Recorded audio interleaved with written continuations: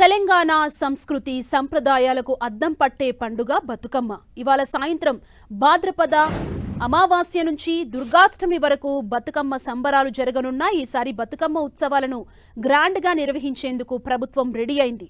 Telangana tourism department ఏర్పాట్లు ముమ్మరం చేసింది.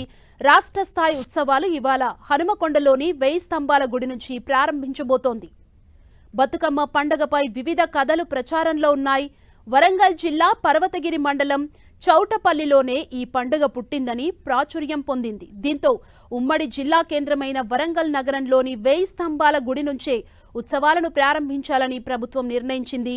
1000 స్తంభాల గుడిలో ఇవాళ నిర్వహించే ఎంగిలిపూల బతుకమ్మతో రాష్ట్ర స్థాయి ఉత్సవాలు ప్రారంభం కానున్న ఈ ప్రారంభ కార్యక్రమానికి ఉమ్మడి జిల్లా ఇన్ఛార్జ్ మంత్రి, రాష్ట్ర రెవెన్యూ హౌసింగ్ మంత్రి పొంగులేటి శ్రీనివాసరెడ్డి, పర్యాటక సాంస్కృతిక మంత్రి జూపల్లి కృష్ణారావు, దేవాదాయ శాఖ మంత్రి కొండా సురేఖ, మహిళా శిశు సంక్షేమ శాఖ మంత్రి సీతక్కతో పాటు స్థానిక ఎంపీలు, ఎమ్మెల్యేలు హాజరు కానున్నారు.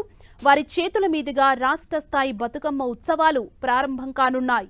తెలంగాణ రాష్ట్ర పండుగ బతుకమ్మను ఈసారి వైభవంగా నిర్వహించేందుకు ప్రభుత్వం కసరత్తు చేస్తోంది.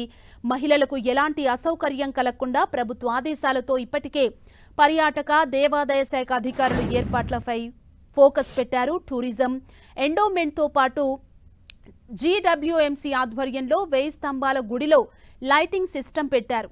మహిళలు పెద్ద సంఖ్యలో తరలిరానుండటంతో ఎక్కువ మంది మహిళా పోలీసులతోనే బందోబస్తు నిర్వహించేలా కసరత్తు చేస్తున్నారు.